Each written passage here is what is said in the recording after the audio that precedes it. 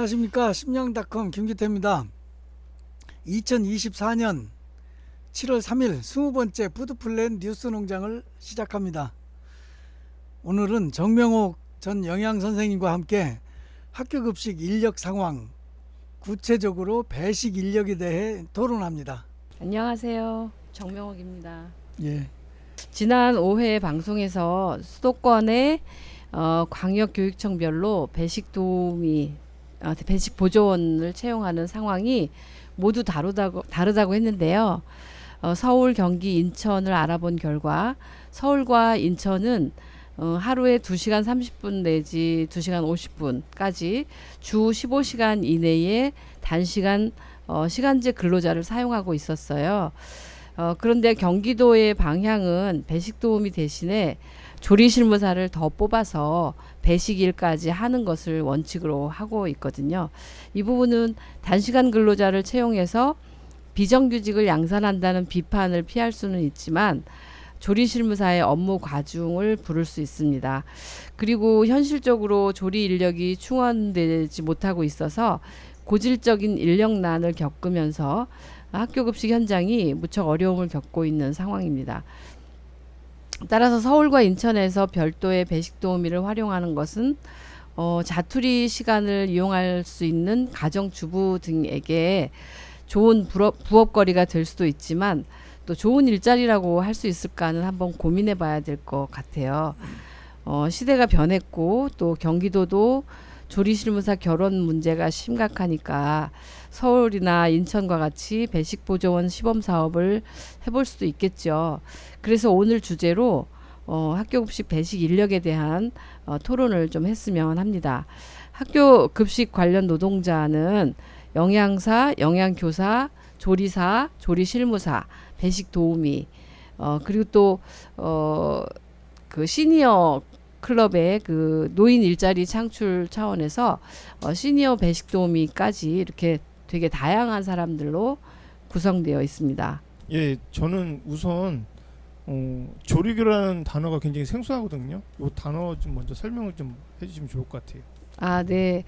다른 지역은 어쩔지 모르겠는데 경기 같은 경우는 이제 공동 조리 그 운영이라고 해가지고 큰 학교, 보통 큰 학교에서 더 훨씬 작은 학교로 조리를 해서 날라다 주는 그런 급식 운영 형태가 있어요. 그래서 그거 음식을 하는 데를 조리교, 또 그 받아 먹는 학교를 비조리교 이렇게 구분을 합니다. 네.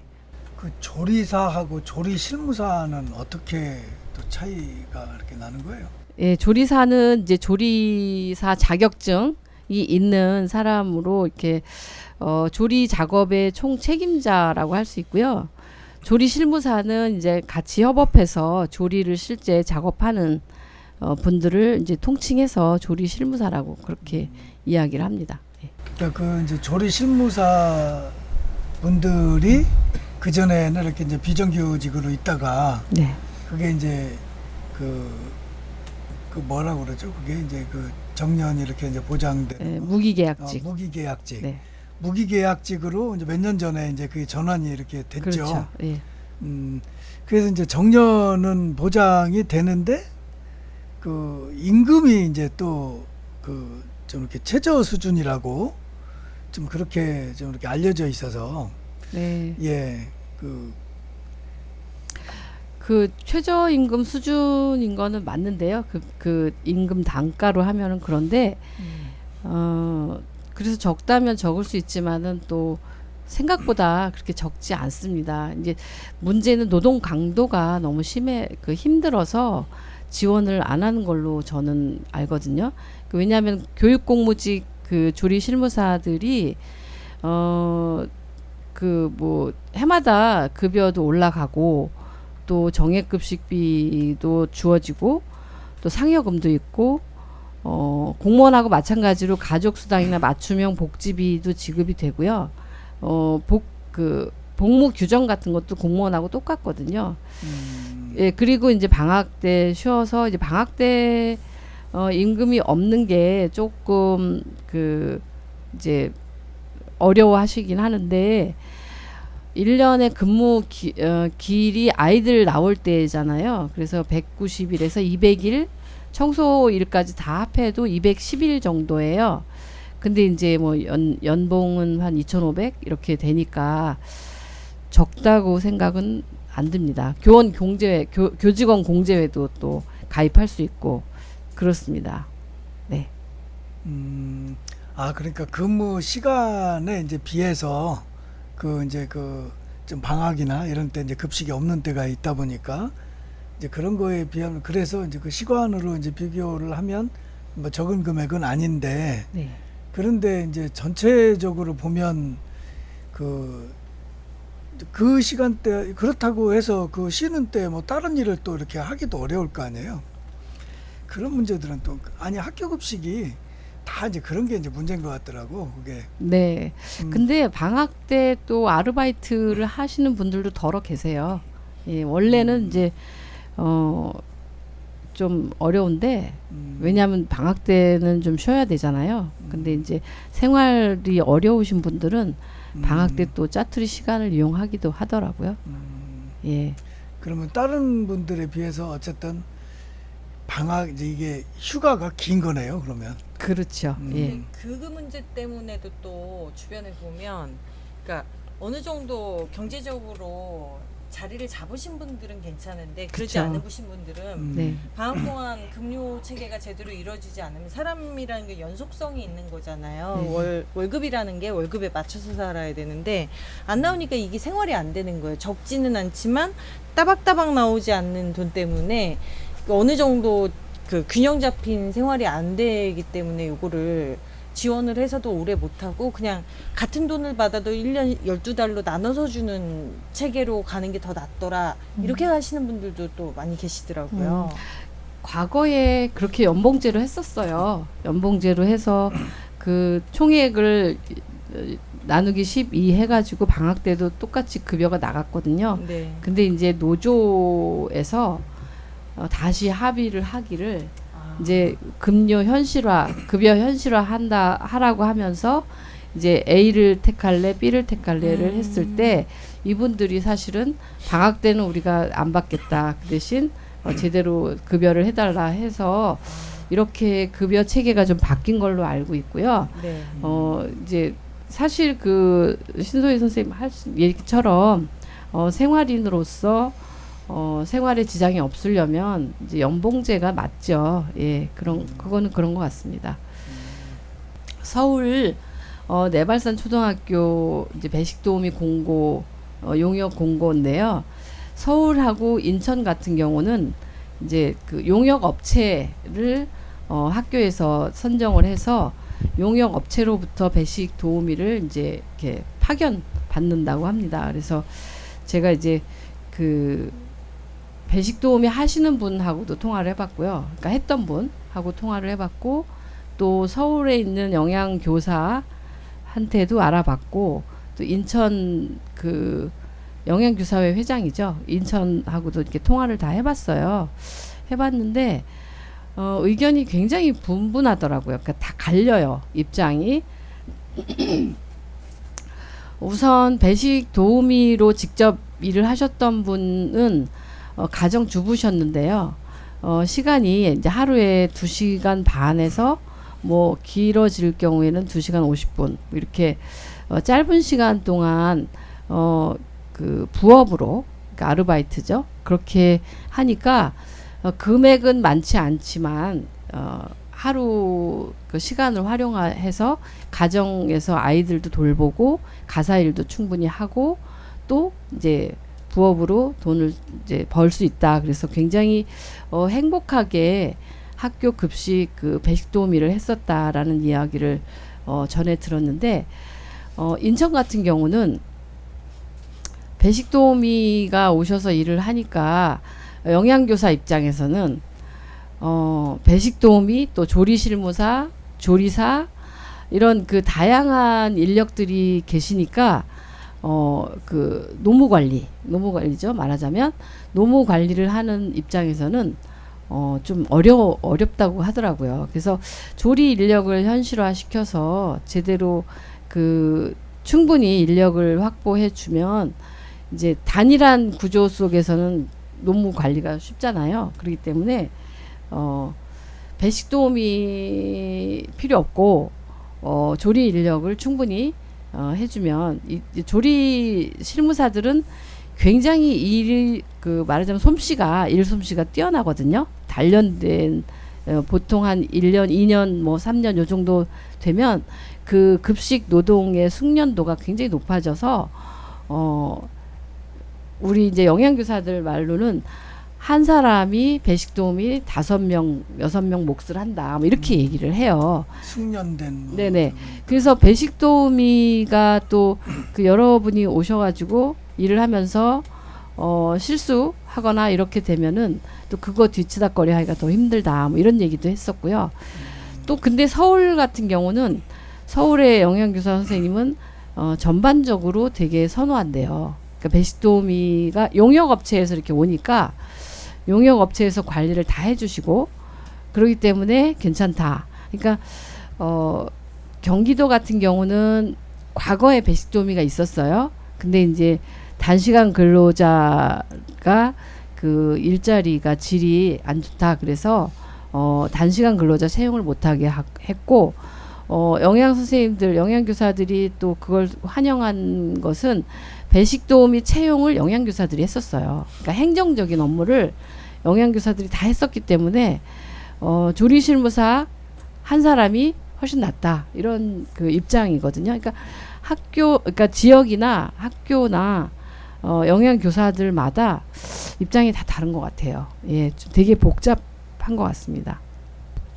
그러면은 그 부분은 이렇게 설명할 수 있지 않을까요? 그러니까 영양 선생님들 입장에서, 그러니까 학교 급식실을 책임지는 책임자의 입장에서 노무 관리가 굉장히 또 이제 굉장한 업무가 되니까 네. 노무 관리를 용역업체한테 위탁을 할 수 있다면은 배식 인력이 외부에서 누군가 관리해주는 그렇게 들어오는 거 되는 그런 것도 선호하는데, 인천처럼 그 외부에서 들어오는 배식 도우미를 내가 또 이제 노무 관리를 하면은 그게 도와주러 오는 게 아니라 오히려 또 일이 늘어날 수 있으니까 좀 약간 인천 방식은 선호하지 않는 걸로 좀 생각할 수 있을까요? 아니 근데 노무 관리라고 하는 건 현장 관리죠. 그렇기 때문에 노무 관리는 이제 영양교사가 피할 수 없고요. 이제 용역업체가 배식 도우미를 파견한다는 형태는 이제 행정적인 업무 부담이 없다는 거죠. 근데 이제 과거에 경기가 배식 도우미를 사역을 했다가 폐기하게 된 거는 행정 업무가 가중되기 때문에 누구에게? 영양교사에게. 그러니까 영양교사들이 배식 도우미 뽑아놓으면 또 그만두고 막 이렇게 하다 보니까 조리실무사 한 사람이 차라리 낫다 이렇게 됐는데, 이제 문제는 조리 인력도 지금 결혼 상태잖아요. 너무 힘들어서 잘 뽑히지 않고, 뽑아놓으면 요새 한 달을 못 견디고 그만둔대요. 그래서 지금 결혼 상태가 한 80여 명이 부족한 상태에서 지금 급식이 운영되고 있다고 해요. 경기 같은 경우에. 그리고 얼마 전에도 뭐 서울에 서초동인가 거기는 그 2명이서 1000명 급식 준비하느라고 급식이 형편없어졌다 이런 얘기도 나왔잖아요. 이제 그런 게 아마 조리 인력으로 일할 사람들이 없어서 돈을 떠나서 너무 힘들다 그래가지고 이제 그런 상황이 이제 벌어지고 있는 것 같습니다. 그러면은 좀 이렇게 그 배식 도우미들을 좀 이렇게 그 보유하고 뭐 관리하고 그래서 이제 그런 그 좀 일들을 좀 이렇게 하는 그런 이제 용역업체를 이제 선정을 한다는 거잖아요. 네. 그러면 그 용역업체에서는 그러면은 그 배식 도우미들에 대한 이런 어떤 전문성, 이제 그 부분, 그런 부분들에 대한 뭐 교육이나 뭐 훈련이나 이런 것들도 또 뭐 이렇게 그쪽에서 좀 이렇게 하나요? 이제 제가 그 용역 부분은 업체까지는 이제, 예. 그 부분은 제가 설명을 드리겠습니다. 그 서울 같은 경우 이제 배식 도우미 용역을 이제 공고를 통해서 뽑는데요. 이제 그 이제 과업지 시설 그 내용이 있습니다. 어떤 교육은 몇 회 하고 이제 어떤 과업은 하고, 그러니까 학교 급식실에서는 반드시 해야 되는 거죠. 해야 될 업무들을 이제 그거를 이제 그 용역 업체가 과업을 수행을 하는 거죠. 그러면은 이 부분이 이제 경기도는 이게 없겠네요. 그러면 그 경기도는 이 방식을 취하지 않으니까. 네네. 그러니까 경기도 같은 경우에 이제 비조리교만 배식 도우미가 있을 수 있고요. 조리를 안 하니까 배식만 하니까. 그리고 나머지는 공식적으로 배식 도우미 채용을 할 수가 없게 돼 있습니다. 아, 그러면은 비조리교에서는 그 이 배식은 이거 어떻게 해요? 그건 이제 학교 상황에 따라서 하는 거죠. 학교에서 이렇게 이제 도우미들을 이렇게 네, 배식 모집을 해서. 도우미를 모집하거나 또 조리하는 분 한 분은 계셔야 돼요. 그러니까 이제 위생 관리와 또 뭐 이런 것들을 위해서 기본적인 작업을 위해서 뭐 한 분 정도는 정규직으로 계실 텐데 그 나머지는 배식을 위해서는 이제 배식 도우미가 있을 수는 있겠죠. 그러니까 수도권만 하더라도 학교 급식실의 업무를 이제 뭐 조리, 배식, 뭐 세척, 뭐 청소, 뭐 뒷정리 이런 업무가 있다고 했을 때 이것만 하더라도 이제 누가 하느냐가 이제 그 인력을 누가 뽑느냐, 누가 관리하느냐가 이게 세 군데가 이제 틀린 거거든요. 그래서 이제 뭐 선생님 말씀대로라면은 이제 각자 이제 만족하는 곳도 있고 어떤 부분에서는 좀 개선돼야 될 부분도 있고, 그런데 이제 저희가 경기도의 입장에서 봤을 때는 그런 업무들에서 조금 부족한 부분이, 그러니까 개선돼야 될 부분들이 결국은 조리실무사로 지원을 했다가도 관두게 되는 원인이 되지 않을까 하는 부분에 있어서 조금 개선돼야 될 부분은 찾아서 경기도도 좀 뭔가 바꿔야 되지 않을까, 그런 부분에 좀 의견을 내고 싶습니다. 네. 지금 전국적으로 보건복지부에서 하는 사업이 노인 배식 도우미가 있어요. 근데 이제 이것도 인천 같은 경우는 이제 배식은 아예 뺐다고 하더라고요. 그 노인들이 너무 이제 불만이 너무 많아가지고 배식은 힘들다. 그래서 인천은 아예 이제 작년인가부터 없어졌다고 하고, 경기도는 이제 배식 도우미가 없다 그랬잖아요. 그렇기 때문에 이 노인들 시니어 클럽의 배식 도우미 봉사가 굉장히 크게 의존을 하고 있고, 네, 서울 같은 경우는 이제 그 배식 도우미가 용역 업체에서 파견을 이제 한다 그랬잖아요. 그래서 없는데 이제 이분들로도 부족할 경우에 또 노인 배식 도우미를 받아서 이렇게 지자체에서 운영하는 사업이고, 그러니까 국가 사업인데 지자체가 이제 받아가지고 하거든요. 그래서 이 노인 배식 도우미까지도 또 이렇게 사역을 하는 굉장히 복잡하고 다양한 형태가 있다고 보여져요. 그래서 급식이 저는 좀 정리가 되면 좋겠는데 아직까지도 그야말로 땜빵식으로 이렇게 되고 있는 것 같아서 굉장히 안타깝습니다. 예. 노인 배식 도우미 같은 경우 경기는 굉장히 의존도가 높다 그랬잖아요. 저도 이제 매번 어르신들 때문에 좀 힘들었었는데 말귀도 잘 못 알아들으시고 또 깨끗이 안 하시고 막 애들한테도 또 막 욱박지르고, 그러니까 아이들이 손주 같으니까 막 욱박지르면 그게 또 민원으로 연결이 되고 굉장히 복잡합니다. 어르신들이 정명호 선생님은 지금 단점만 얘기한 거요. 안 오면 절대 안 되는 안 돼요. 장점이 네. 가득합니다. 네. 큰일 납니다. 안 오시면은 난리가 급식이 안 났었습니다. 돼요. 맞아요. 거기 저도 에피소드가 있는데 어느 학교에 한 해 배치가 안 됐다고 정말 뭐 학부모 단체 뭐 시의원 총동원을 해가지고 배치해달라고 난리가 났었습니다. 네. 지금 자료를 보니까 조금 더 이제 설명을 드리자면은 다른 분들, 정명 선생님 말고 다른 분들이 봤을 때 학생 수가 한 1000명이면은 조리실 무사가 한 몇 명 정도 있을 거라고 생각하세요? 학생 수가 1000명일 경우 1000명이면 최소한 20명은 계셔야 되는 거 아닌가요? 정말 그 상식적으로 1인당 50명 정도는 1인당 식수를 만들어야 되니까 그냥 산수로 계산하자면 현실은 호텔식을 준비하고 계십니다. 그 부분에 있어서 제가 네. 세 군데 지자체 그러니까 수도권의 세 군데 광역교육청의 기준을 설명드리자면 네, 설명해 주시죠. 경기도 같은 경우는 1,001명부터 8명이에요. 8명이 그러니까 1,000명부터 1,200명까지는 8명이니까 그 말은 뭐냐면 이제 100명 한 사람이 이제 100명 이상의 학생의 그 급식을 담당해야 되고요. 서울 같은 경우는 이제 1,000명일 경우 6명이에요. 조리실무사가 네. 6명. 그 대신 이제 거기는 이제 배식 도우미가 배식도우미. 있으니까 이제 조금 인원이 적죠. 근데 인천 같은 경우는 이제 1,000명일 경우 지금 말씀드린 건 이제 초등학교입니다. 초등학교 같은 경우 1,000명일 경우 인천은 8명. 여기도 이제 배식 도우미는 있는 거죠. 그러니까 지금 이걸로만 봤을 때도 최소 이제 조리실무사 한 명이 100명 이상의 이제 그 식사는 책임져야 된다. 급식은. 네, 경기도 같은 경우에 120명당 1명으로 규정이 되어 있고요. 그런데 이 조리 인력도 조리 환경에 따라서 굉장히 변수가 크거든요.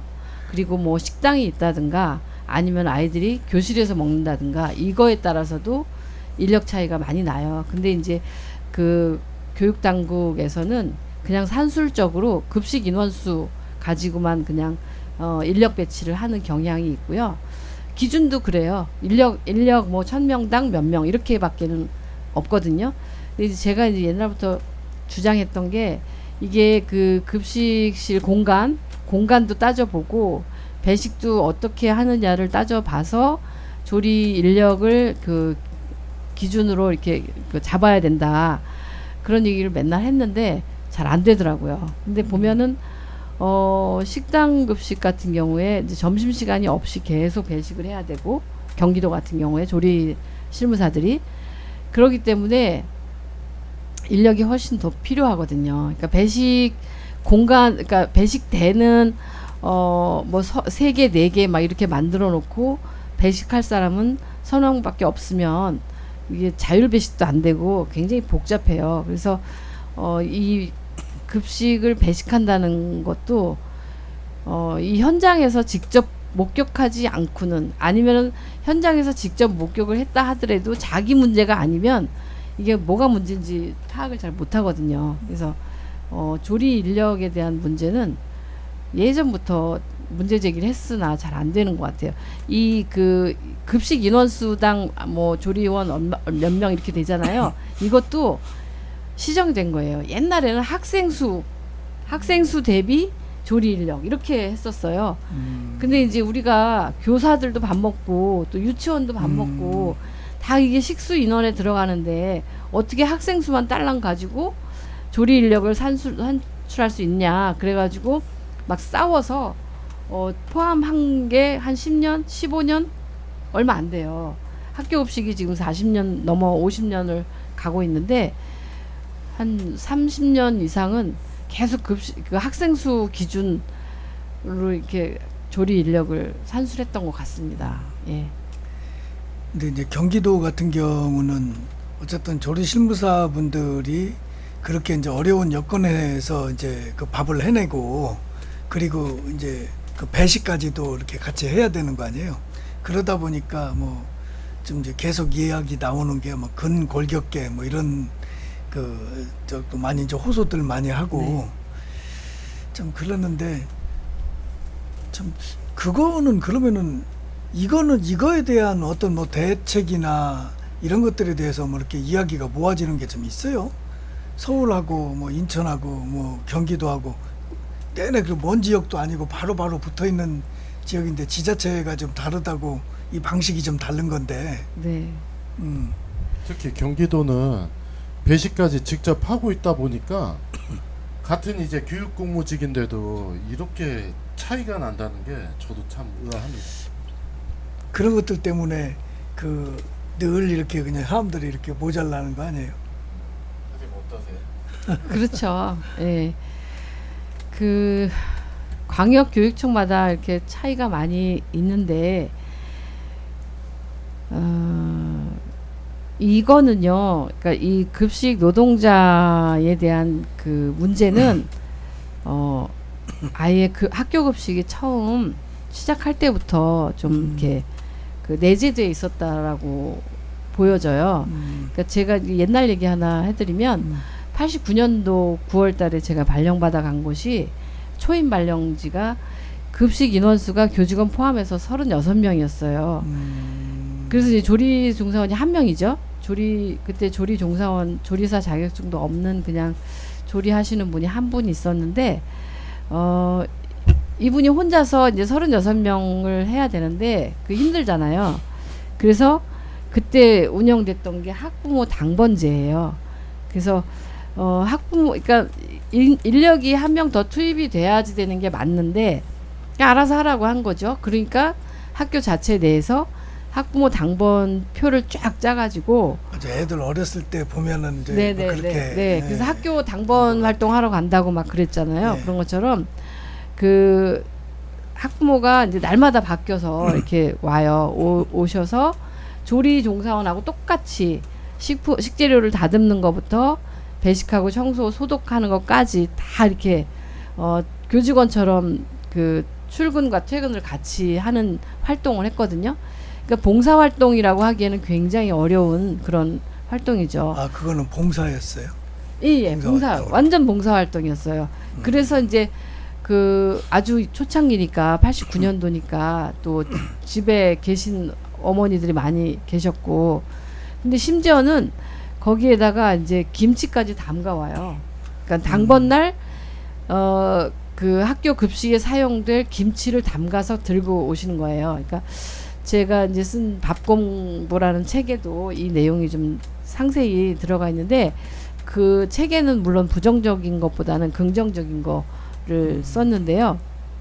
어쨌든 아이들이 2명이 다니면 막 2번도 오고 또 이제 그 편부 가정이라서 엄마가 없는 아이들 같은 경우에는 뭐 이모가 오기도 하고 고모가 오기도 하고 아무튼 죽었다 깨라도 와야지만이 급식이 되는 의무적으로 거예요. 이렇게 예. 한 거군요. 그래서 아침에 제가 가서 한 일이 학년이 바뀐 다음에 제가 첫 번째로 한 게 그 당번표를 짜서 배포하는 거였어요. 예, 그래서 그런 일이 있었으니까 사실 절대 인력이 부족했다는 거죠. 그때부터. 근데 이제 그게 해결이 안 되고 계속 이렇게 온 거예요.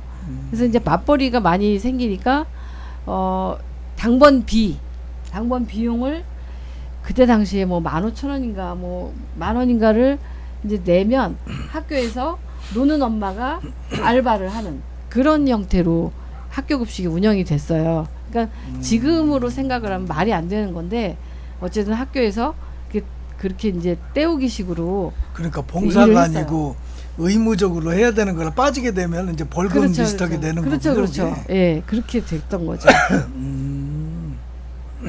그리고 재밌는 거 하나를 말씀드리면 봄에 이제 메주를 한 덩어리씩 갖고 와요. 그래서 학교에서 1년 동안 먹을 된장을 담근 그런 일도 있었어요. 예, 되게 지금은 완전히 뭐 해썹이다 이래가지고 학교에서 김치도 담그는 거를 지양하거든요. 예, 김치 담궈서 못 먹여요. 근데 이제 해썹 시스템이 갖춰진 데서 해야 된다 이래가지고. 근데 그때 당시는 그렇게 했는데 사실은 뭐 아무 이상 없이 식중독 사고 안 나고 예, 행복한 학교 급식을 그런 했던 것 같아요. 부분은 좀 이렇게 뭐 의무적으로 하면서 뭐 빠지면 이제 벌금을 내고 예? 이게 좀 그런 부분은 조금 이렇게 좀 무리가 좀 있고 이제 그랬는데 교육적으로 보면 네, 예, 그쵸, 교육적으로 보면은 뭐 온 어른들이 전부 다 선생님이고 이제 그랬겠네요. 그쵸, 예. 이제. 그러니까 학교 급식은 초창기부터 이런 인력 문제를 안고 있었어요. 그래서 그때는 사실 교사 인력도 부족해가지고 뭐 교감이나 아니면 교사 한 명이 교감도 없는 학교도 있었거든요. 작은 학교는 그 제가 처음에 발령받아간 학교가 이제 분교라서 교감도 없었는데 어쨌든 교감이나 교사가 그 교사 월급 주는 것까지도 계산하고 막 이렇게 했었어요. 이제 그런 일이 있었는데 옛날에 그런 일이 있었죠. 그래서 학교 급식실이라고 해서 이제 뭐 충분한 인력을 조달할 수는 없었지만 어쨌든 영양 선생님들 입장에서는 굉장히 그것도 힘든 일이었죠. 당번 관리까지 해야 되고 또 매일 바뀌기 때문에 사람이 매일 위생교육을 해야 되는 거예요. 말하자면. 예, 그랬습니다. 그런 측면에서 보면 서울에서 그 이제 용역 계사를 선정을 해서 전문 회사를 선정을 해서 용역 계사는 이제 그 전문적으로 이제 그 일만 전담해서 그렇게 하고 하면 좀 어떻게 보면은 그 일 자체로만 보면 그 부분이 상당히 이렇게 합리적인 부분도 뭐 있을 것 같지 않아요? 예, 근데 이제 저는 이제 급식을 교육이다 이렇게 했을 경우에는 그러니까 급식의 업무들이 다 분절적으로 나눠지는 거잖아요. 음식을 만드는 사람 따로, 뭐 식단을 구성하는 영양교사는 있더라도 만드는 사람 따로, 또 음식을 주는 사람 따로 이렇게 되면 조리사나 조리 실무사 입장에서는 아이들을 만날 수 있는 구조가 안 돼요. 그러면 그렇잖아도 그림자 노동을 한다고 막 그러는데 아이들을 만날 기회가 전혀 없기 때문에 저는 이제 그런 측면에서 이제 보면 네네. 이제 식당을 하시는 분들도 네. 이제 손님이 이제 주문을 해서 이제 이게 나가요. 그러면 이 손님이 이제 밥을 맛있게 이제 잘 먹고 갔으면 이게 이제 흡족한데 네네 그렇죠. 뭐 전혀 막 깨작깨작 하다가 먹지도 않고 뭐 그냥 나갔다고 그러면 괜히 찝찝하고 이제 괜히 좀 이런 것들이 이제 서로 이제 분절된다는 말씀이신 거잖아요. 그게. 네네 그렇습니다. 근데 선생님 말씀에 조금 다른 의견도 말씀드리자면 네. 학생들 만나는 것도 좋은데 2,000명을 매일 만나려면 좀 힘들지 않을까. 2,000명 정도는 좀 다른 분들이 만나서 전달해 주는 것도 좋지 않을까라는 네.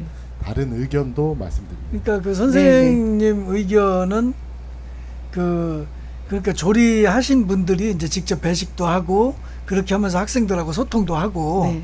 좀 그런데 이제 적은 인원 가지고 이걸 하기가 어려우니까 인력이 이제 충분히 이제 충원이 돼야 되고 네. 그걸 전제로 해서 이렇게 말씀을 하시는 거죠. 예. 그렇죠. 예, 예. 그 아까 농장장님 말씀이 그거였잖아요. 서울처럼 배식 도우미가 좀 이제 따로 있으면 좋겠다. 그랬는데 이제 그게 있으면은 사실은 이제 정명욱 선생님도 그게 나쁘다고 한다기보다는 조건이 하나 따르더라고요. 그만큼 조리실무사 인력을 한 명을 줄여야 되는 거죠.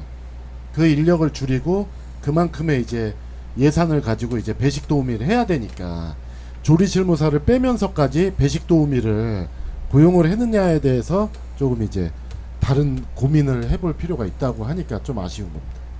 그렇죠. 현재는 지금 서울이나 인천 같은 경우에 그 조리 인력을 한 사람 줄여서 그걸 배식 도우미로 이제 전용을 하는 그런 상황인 거죠.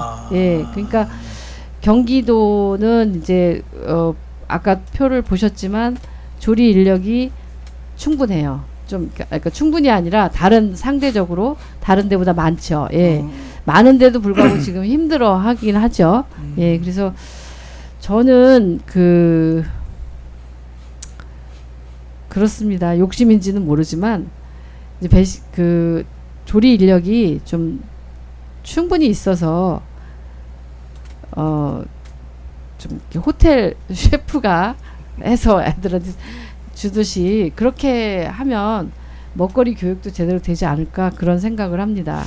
그러려면은 그런 부분 이제 그런 생각이 언뜻 들어가는데요. 지금 선생님이 이렇게 이제 그 말씀 이제 그 하시는 대로 이렇게 되려면 이제 급식에 대한 그 이해가 요것도 이제 굉장히 이제 중요한 이제 교육 과정의 하나구나라고 하는 게 이제 좀 같이 이제 뭐 인식이 되어졌을 때 그러면은 우리가 뭐 교과서를 뭐 충실하게 교과서 이렇게 만드는 것처럼 그분들이 이제 그래서 그 뭐 인력 문제나 이런 부분들도 이제 그런 관점에서 이렇게 바라봤을 때 네. 이것이 이제 같이 좀 풀리지 않겠나 이제 그런 네. 생각이 좀 그러니까 제가 이제 좀 더 하고 싶은 얘기가 이제 서울에서 왜 1000명 급식을 2명이서 했다 이런 이제 걸로 보도가 많이 됐었잖아요. 서초등학교인가요? 근데 이제 저는 영양교사 입장에서는 그렇습니다. 한시적으로 그러니까 조리원이 조달이 안 돼. 인력이 없어요. 밥할 사람이 없는 거잖아요. 그러면 한시적으로 예를 들어서 2분밖에 없으면 2분이서 감당할 수 있는 만큼의 작업량만을 해줘야죠. 그래서 나머지 예를 들어서 2분이서 200인분은 그래도 할 수 있다 어찌어찌.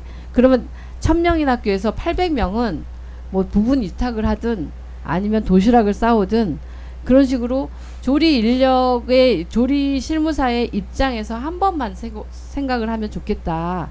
그런 생각이고요. 이거는 이제 사실 교사들 같은 경우에 교사가 빠지면 기간제 교사 바로 채용하잖아요. 기간제 교사도 채용이 안 될 경우에는 다른 그 시간이 빈 복열 수업을 이제 그 옆반 선생님이 한단 말이에요. 그렇듯이 급식도 조리할 사람이 없으면 채워야 되는 게 맞지만 채워지지도 않았을 경우에는 급식을 중단하는 게 맞다. 저는 그런 생각이 들어요. 그래서 초등학교에서 담임교사가 결근일 경우에 또 복열 교사가 없을 때는 자습도 시키잖아요. 그런 것처럼 도시락을 싸오는 것도 하나의 방법이라고 생각을 하거든요. 그래서 진짜 1000명 급식을 2명이서 하느라고 급식이 부실해졌다라는 얘기를 들을 때마다 너무 답답합니다. 왜 자기들 입장에서만 생각하는지 솔직히 학부모님들 되게 이기적이라는 생각밖에는 안 들어요. 선생님이 하는 말을 제가 한마디로 요약하겠습니다. 네. 비상사태에는 도시락도 가능하다. 네. 현직일 땐 말씀 못 하셨죠? 네, 그렇습니다. 현직이신 분들은 절대 말 못할 것 네. 같은데 저희의 의견은 정명혁 선생님 의견은 저도 100% 하나 얹자면 비상사태일 때는 도시락 싸와야 된다. 네. 예. 인력이 충분해야 그 노동 강도가 좀 덜어질 수 있잖아요. 그러니까 네. 제대로 된 이제 교육이 제대로 되려면 이제 그 교육 환경이 제대로 이제 조성이 이제 돼야 되는데 이제 일단 급식을 놓고 보면 급식을 이렇게 만드는 과정이나 이런 부분들이 굉장히 정상적이어야 되고 그렇죠. 예, 그래야만 그 아이들하고 이렇게 소통이 되면서 이제 급식이 진짜 이제 교육으로 이렇게 좀 교육적인 활동으로 그렇죠. 그게 이제 현실화될 수가 있는 것이고 네. 그리고 이제 거기 일하시는 분들도 그것이 이제 그 적정 인원수가 이제 되어져야만 일하는 환경이 제대로 이렇게 되어져야만 그 음식이 또 제대로 만들어질 거 아니에요. 그렇죠. 그게.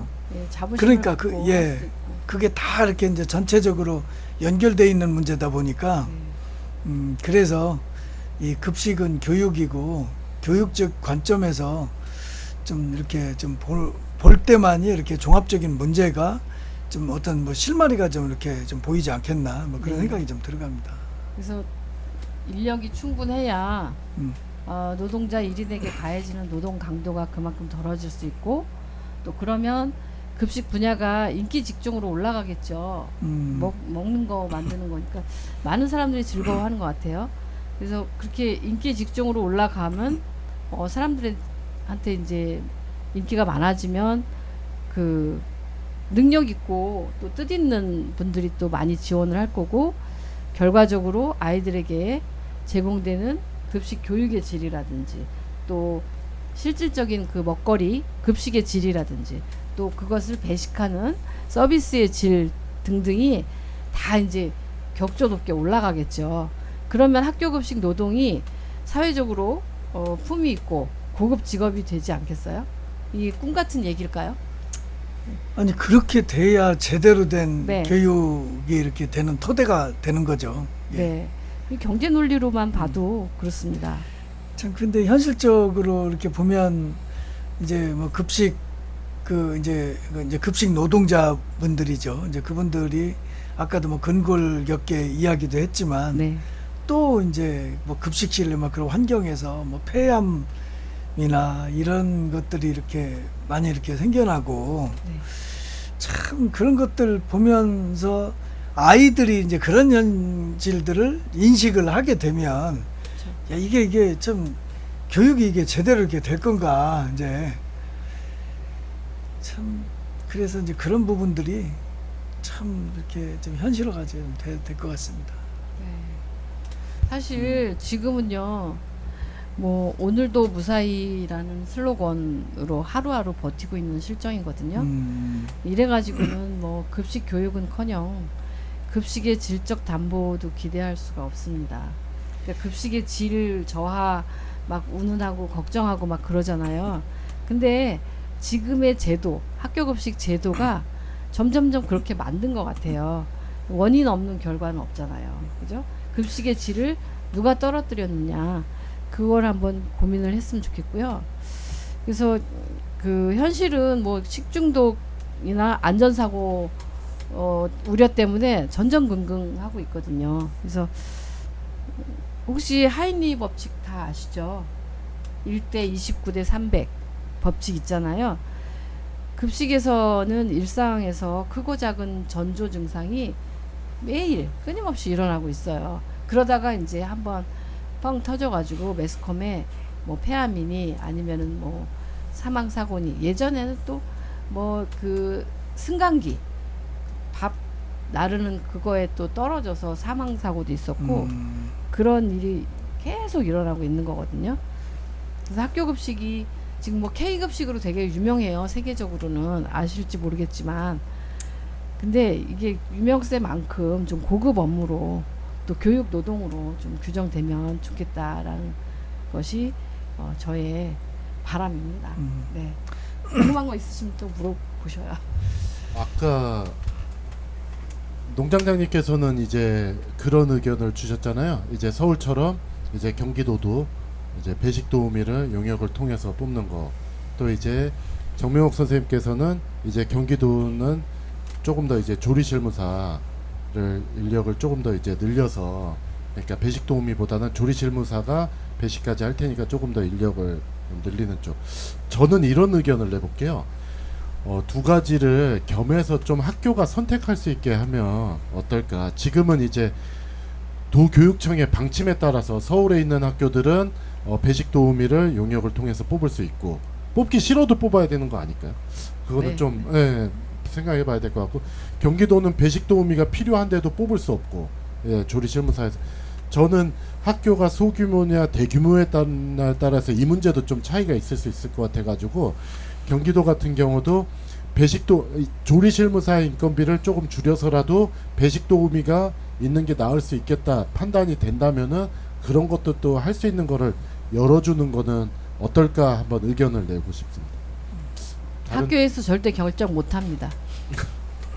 옆 학교 어떻게 하냐 알아보라고 하는 게 교장 선생님들이 할 수 있는 최대의 멘트예요. 이거 좀 하겠습니다. 제가 이제 맨날 시도를 많이 했을 거 아니에요? 제가 맨날 선봉에서 뭐 친환경 급식뿐만이 아니라 뭐 운영 이런 것도 그렇고 맨날 뭐 제안을 해요. 그러면은 교장쌤 돌아오는 학교장의 말은 옆 학교 어떻게 했는지 알아봐라. 옆 학교가 했으면 하고 그렇지 않았으면 좀 기다려라. 이런 이야기를 되게 많이 하거든요. 학교가 좀 슬픈 얘기지만 자발성이나 창의성이 별로 없어요. 생각보다. 참 학부모들은 이제 이제 급식이 이제 무상급식이 되고 또 무상급식이 이제 친환경 급식으로 친환경 무상급식으로 이렇게 좀 발전하면서 야 아이들이 학교에서 먹는 밥이 야 이거는 진짜 이렇게 좋은 밥이다 그렇게들 알고 있으면서 자부심들도 가지고 있고 그런데 그 이면에 이렇게 이런 어려움들이 이렇게 좀 있는 거예요. 그래서 이런 부분들이 실질적으로 좀 이렇게 해결이 좀 되어져야 야 뭐 학교가 뭐 정상화되는 거 아닌가 뭐 그런 생각이 좀 많이 들어갑니다. 저는 학부모 입장에서 그러니까 그러니까 간간히 들려오는 어떤 이야기들로 되게 어려운 일들을 하고 계신다는 생각은 하고 있었는데 또 학부모 입장에서 또 저희 애들이 그랬어요. 학교에서 밥 먹는 시간이 애들한테는 정말, 그러니까 잘하는 애들은 밥 먹는 시간이 제일 공부하는 시간보다 더 좋은 시간이잖아요. 그래서 필통에다가 급식 표를 만들어서 예쁘게 붙여가지고 막 하고, 노트 맨 앞장에 한 달치 붙여가지고 다니고, 책상 위에다가 오늘의 밥 막 이렇게 해서 너무너무 행복해하면서 밥을 기다리고, 이게 되게 중요한 교육 중에 하나가 뭔가를 가르쳐서 교육이 아니고 밥 시간이 행복하다는 거 자체가 정말 중요한 교육이라고 생각하거든요.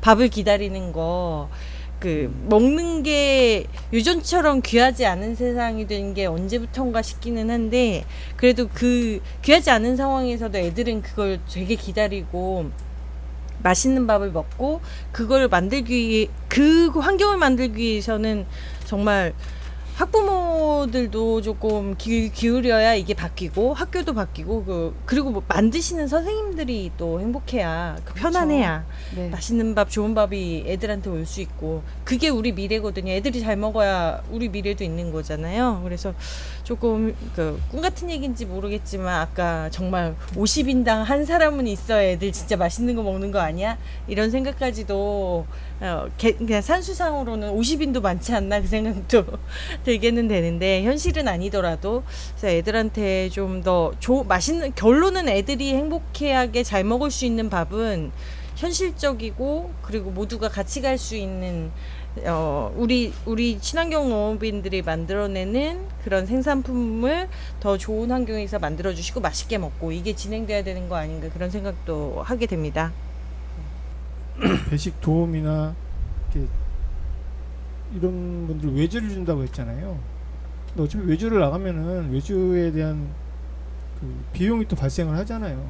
그러니까 그런 비용을 모아서 차라리 이제 실무자를 늘리는 게 그 근본적인 해결책을 만들어야지, 자꾸 쉽게 외주화를 하니까는 자꾸 땜빵하는 이런 행정이 되는 것 같아요. 그리고 저는 이제 아까 처음에 말씀하신 것처럼 지금 이제 급식 실무자들의 연봉 기준으로 따지면 이렇게 적지 않다고 이제 얘기를 하셨는데, 저는 노동 강도로 따지면 적다고 보는 거죠. 사실 그렇죠.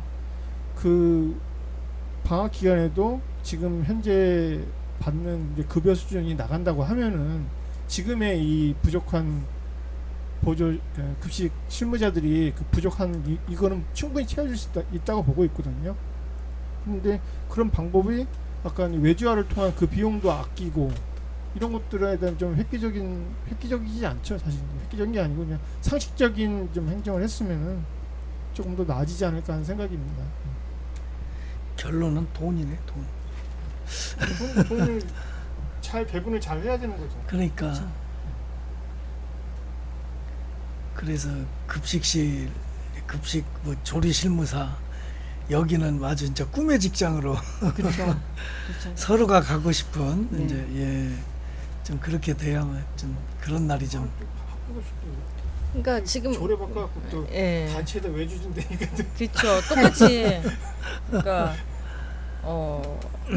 효율성 따지기 시작하고, 뭐 그렇게 해서 경쟁 들어가고, 그렇게 되면 물론 공공의 영역에서 더 잘 되는 걸 수도 있을 수 있고, 뭐 여러 가지 이야기가 있을 수 있지만, 그 한계가 거기서 효율성 따지기 시작하면 사람이 나사 부품 되잖아요.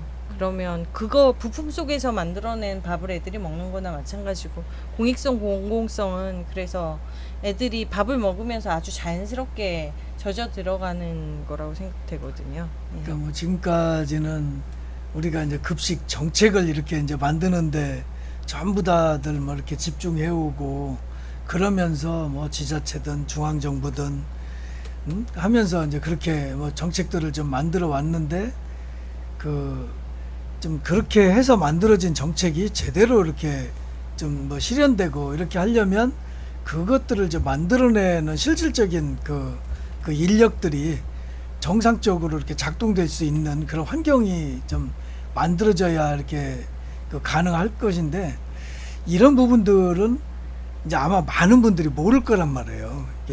예, 그렇기 때문에 좀 아이들 먹는 그렇게 최상의 급식이 이렇게 이제 조리 실무사들의 그런 뭐 이모들, 할머니들의 그런 것들이 참 좀 저기 녹아 들어가서 이렇게 나온다는 거. 예, 이제 이런 부분들이 좀 많이 공론화되고 좀 그러면서 이것이 좀 정책적으로 많이 개선될 수 있도록 이렇게 좀 해야 될 것 같습니다. 근데 아까 잠깐 얘기를 하다 보니까 노동 하니까 좀 그 생각이 드네요. 요새는 청소 노동자는 굉장히 선호하는 직업이 됐다고 그랬는데 조리 노동자는 어떤가요? 기피 직종이죠 아직까지. 네. 예전에 그 이모 국회의원 이 뭐 동네 아줌마 데려다가 며칠만 밥하면은 급식 일 다 하는 거 아니냐 이런 그런 막말도 해서 한번 이슈가 됐었는데 조리 노동자들 굉장히 일단은 힘들고요. 조리 작업 자체가 힘든데 이제 단체 급식이라는 게 위생이 담보돼야 되기 때문에 그것도 되게 부담스러운 일이고 그래서 서울에 아까 인력이 적었잖아요. 그래서 이제 로봇 팔, 뭐 로봇 조리 기기 이런 것도 이제 서서히 들어온다고 해요. 근데 조리 실무사들 입장에서 얘기 들어보면 또 로봇 들어오면은 당장은 좋은데 그거 닦고 관리하고 기름치고 일이 더 많다고 싫다 그런대요. 예, 그러니까 모르겠습니다. 어떤 게 이제 최선이고 어떤 게 정답인지는 잘 모르겠지만, 그러니까 급식과 관련된 제주체들이 모여서 허심탄회하게 논의하고 이야기하는 게 필요할 것 같아요. 그러니까 학생도 포함해서 학부모, 그다음에 조리 실무사, 조리사, 영양교사, 또 배식 도우미 하시는 분들, 또 시니어 클럽까지 이런 구조가 만들어질지는 모르겠지만 많은 그 주체들이 또 그 납품 업체들도 있어요. 식품 납품 업체들도 굉장히 또 하실 말씀이 많을 거예요. 뭐 이런 검수 저런 검수 받으면서 고달팠던 일도 많이 있거든요. 그런 제주체들 관련된 사람들이 모두 모여서 이렇게 이런저런 장에서 이야기를 털어놓고 또 답을 찾아가는 그런 과정이 필요할 것 같습니다. 그래서 급식이 정상적으로 이루어지려면 그 학교 급식이 이루어지는 뭐 생산자부터 이제 쭉 이제 그런 네, 그 맞습니다. 참여하는 주체들이 충분히 서로가 소통하고 이분들이 다 교사가 되고 그러면서 좀 그렇게 이제 같이 좀 이렇게 네트워크 되고 좀 이렇게 그래서 이제 우리가 이제 학교급식 그 지원센터도 만들고 그래서 이제 이것들을 이제 공적으로 관리하고 좀 그렇게 좀 지금까지 좀 이렇게 해온 게 학교급식의 역사인데 요즘 보면은 자꾸 학교급식이 막 뒤로 뭐 후퇴하는 또 뭐 그런 데들도 있고 이래서 참 지금 요즘은 참 좀 이렇게 어수선한 뭐 그런 지금 우리 나라 전체가 지금 막 다 어수선한 것 같아요. 뭐 대통령부터 지금 뭐 전부 다 좀 그런 상황이라 어쨌든 우리라도 좀 이렇게 정신 바짝 차리고 그리고 우리는 정미영 선생님 계셔서 어쨌든 이 학교 급식은 이제 하나씩 좀 이렇게 좀 전진을 좀 하지 않겠어요? 마지막으로 저는 이 말씀 한번 드리고 싶어요. 기다리고 있는데 김은혜 국회의원이 말씀하신 고등학교 무상급식 공약은 영 찾아볼 수가 없네. 소식을. 난 하시는 거예요? 안 하시는 거예요? 아니 나 그거 한번 물어보려고 그랬는데 그거 지금 지난번에 발제하신 이두열 소장님 뭐 그거 또 후속 취재를 좀 더 안 했어요? 계속 검색을 해보고 뭐 동향을 봐도 엉뚱한 건 아니고 그쪽은 중요한 뭐 이제 일기 신도시 뭐 재건축 문제 그쪽 일만 하시고 고등학교 무상급식 이 문제는 뭐 언제 하실런지 모르겠어요. 예, 오늘은 정명옥 그 전 영양 선생님과 함께 학교 급식에 대해 좀 알아봤습니다. 학교 급식에 종사하시는 특히 이제 조리 실무사 분들에 대한 이야기를 좀 많이 이렇게 해봤습니다. 그럼 이것으로 2024년 7월 3일 푸드플랜 뉴스농장 20번째 방송을 마치겠습니다. 모두 수고 많으셨습니다. 감사합니다.